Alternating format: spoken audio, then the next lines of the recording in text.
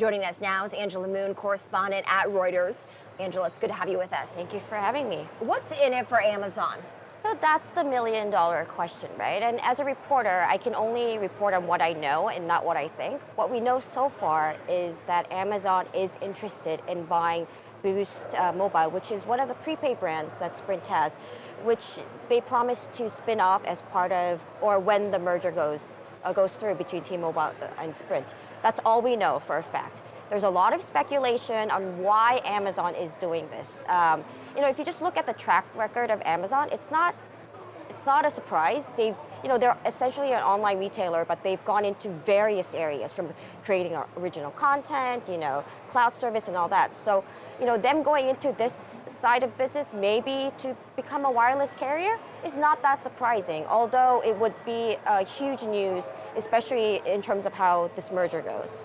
Angela, in your reporting, did you come across any indication that other companies apart from Amazon would be interested in Boost Mobile and Boost Mobile's assets? Yes.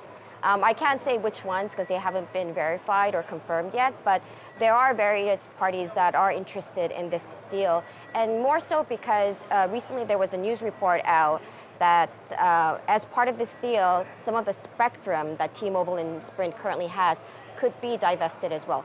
That's a huge sort of a news, because that can essentially make it easier for companies to become their own wireless companies.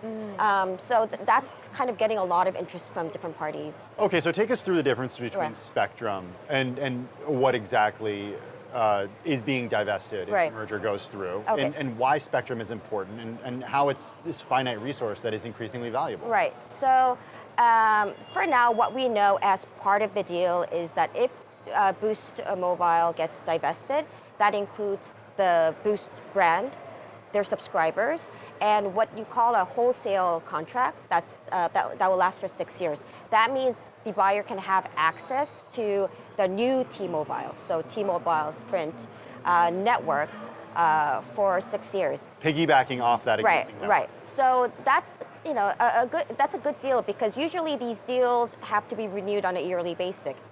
But this is the only time that you can actually use it for 6 years. So it's sort of like the golden opportunity for people to jump in.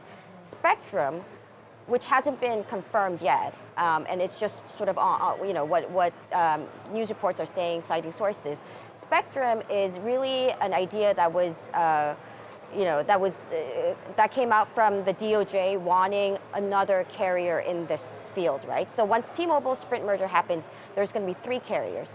DOJ has always been opposed to that. So their way of trying to come up with another carrier is asking T-Mobile and Sprint to sort of give up their spectrum, which is, I don't know how to explain it, like the actual physical sort of like towers and stuff. So if that's the case, then that's a bigger issue, and that means whoever the buyer is will have their own, their own way of creating their own wireless network. Would this be a cheap deal for Amazon? It's hard to say.